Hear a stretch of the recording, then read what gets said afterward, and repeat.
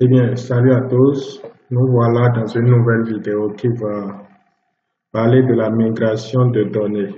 D'accord? On aura à migrer nos données vers une nouvelle version.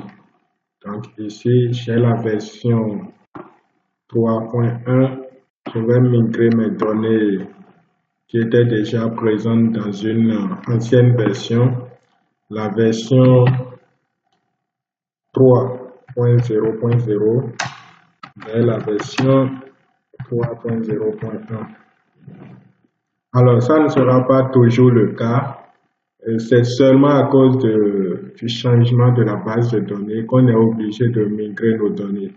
Sinon, une mise à jour éventuellement ne nécessite pas de migrer des données. Donc, c'est un cas exceptionnel. Alors, pour le faire, on va se connecter. Là, je suis sur la nouvelle version. Je me connecte.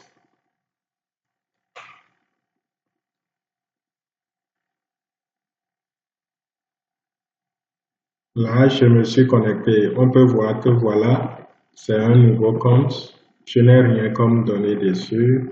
Ici, vous avez statut de l'abonnement. Je n'ai pas d'abonnement. Donc, je n'ai rien du tout ici.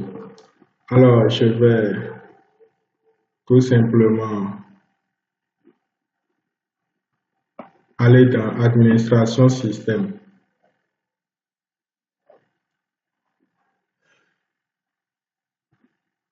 Alors, arrivé ici, je vais sur Migration des données. Ici, on peut voir Migration. Alors, je veux migrer mes données d'un ancien compte.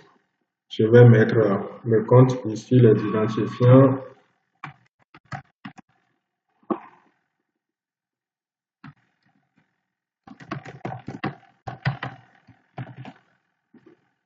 Là, je lance la migration.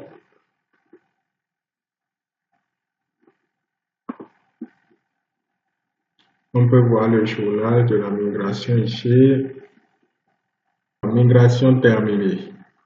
Ici, vous avez un résumé de tout ce qui est migré. On voit abonnement, configuration du portail, donc les données migrées, on peut voir un peu les détails.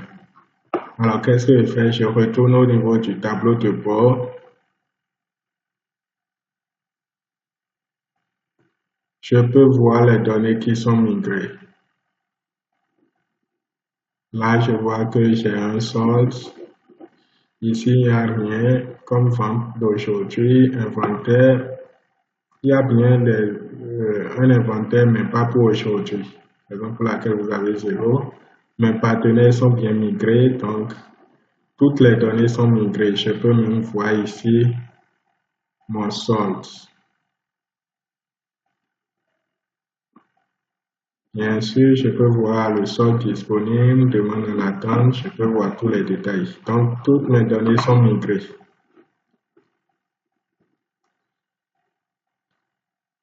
Alors, une fois que la migration, vous terminez la migration, on vient au niveau de mise à jour. Il est nécessaire de faire la mise à jour. Le plus important, c'est de télécharger une nouvelle version de MakeMon, d'accord? Et le portail.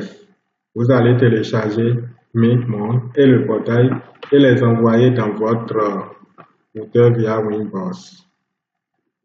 D'accord? Donc, c'est un peu ce que ça donne. On ne va pas le faire ici. Si vous ne savez pas comment envoyer, enfin, mettre à jour le portail, je vous renvoie dans la précédente vidéo qui parle justement de comment installer la version 3.0.1. Bien, ce sera tout pour aujourd'hui. J'espère que ça vous aura plu. On se dit à la prochaine pour d'autres vidéos. Merci.